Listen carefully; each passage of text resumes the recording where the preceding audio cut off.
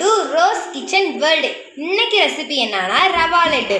தேவையான பொருட்கள்: முந்திரி, பாதாம், துருவின தேங்காய், ரவை, நெய், காய்ச்சின சூடான பால், சர்க்கரை. செய்முறை: முதல்ல அடுப்பை பற்ற வச்சுக்கலாம். 2 டீஸ்பூன் நெய் ஊற்றிக்கலாம். பாதாம், முந்திரி ஆட் பண்ணிக்கலாம். இதை நல்லா பொன்னிறமாக ஃபஸ்ட்டு வறுத்துக்கலாம்.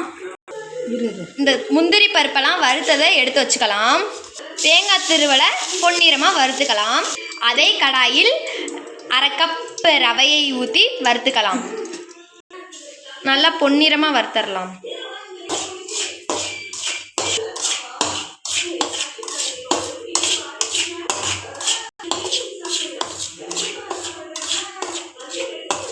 ரவை பொன்னிறமாக வறுக்கப்பட்டது. ஸ்டவ்வை ஆஃப் பண்ணிக்கலாம்.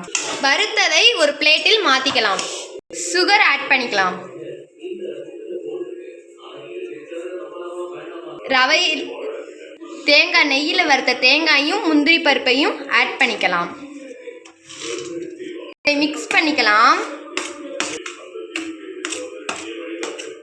கை பொறுக்க சூடுலையே இதை நம்ம உருண்டை பிடிச்சிக்கலாம். காய்ச்சின பாலை தெளிச்சு விட்டு உருண்டை போட்டு பாலை ஊற்றி நல்லா மிக்ஸ் பண்ணிக்கலாம்.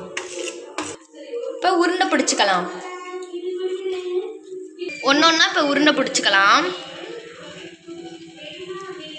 நம்ம ஸ்டைலில் ரவா லட்டு ரெடி.